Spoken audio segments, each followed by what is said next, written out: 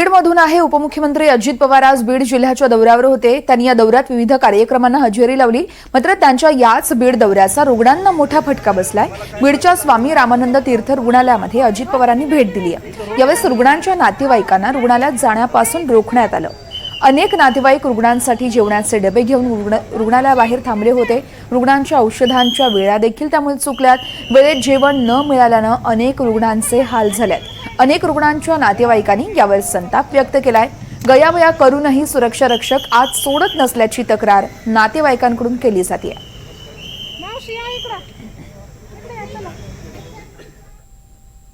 8:30 पावणे 9च्या दरम्यान आम्हाला बाहेर काढले. तेव्हापासून पेशंट फक्त नाश्त्यावर आहेत, म्हणजे चहा बिस्किट असो किंवा छोटासा काही अल्प आहार. त्याच्यानंतर त्यांना जेवण नाहीये. आता वाजलेत किती, 12:30 1 पावणे म्हणजे 12 वाजून गेले. आता त्या पेशंटला तर जेवायला द्यायला पाहिजे ना. किती वेळ असंच ठेवणार त्यांना? आणखी नाही, ह्यांचे भाषण संपत नाही. म्हणजे पेशंट महत्वाचं आहे दवाखान्यामध्ये का ह्यांचं भाषण महत्वाचं आहे?